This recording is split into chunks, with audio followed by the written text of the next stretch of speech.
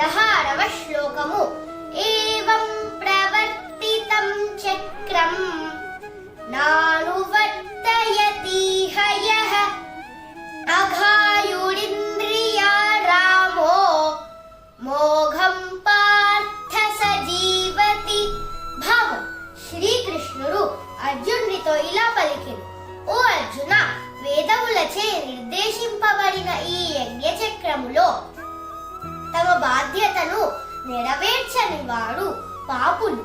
వారు తమ ఇంద్రియ భోగముల కోసమే జీవిస్తారు. అట్టివారి జీవితము వ్యర్థం. 17వ శ్లోకము.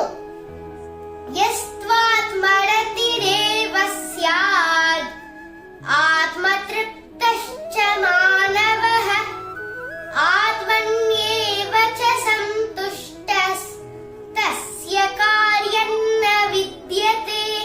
భావం: శ్రీకృష్ణుడు ఇంకా అర్జునుడితో ఇలా పలికెను: ఓ అర్జున, కానీ ఎవరైతే తమ ఆత్మయందే రమింతుడో, జ్ఞానోదయులై తమ ఆత్మయందే సంతుష్టులుగా ఉందురో, అట్టి వారికి ఎట్టి కర్తవ్యము ఉండదు.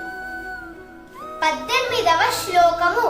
నైవ తస్య కృతేనార్థో నా కృతేనేహ కశ్చన న చాస్య సర్వభూతేషు కశ్చిదర్థవ్యపాశ్రయః. భావం: శ్రీకృష్ణుడు ఇంకా అర్జునుడితో ఇలా పలికెను: ఓ అర్జున, ఇటువంటి ఆత్మజ్ఞానులైన వారు తమ విధులను చేయడం వలన గాని చేయకపోవటం వలన గాని లాభ నష్టాలు ఏమీ లేవు. తమ స్వార్థ ప్రయోజనం కోసం ఇతరులను ఇబ్బంది పెట్టవలసిన అవసరమూ లేదు. ఓం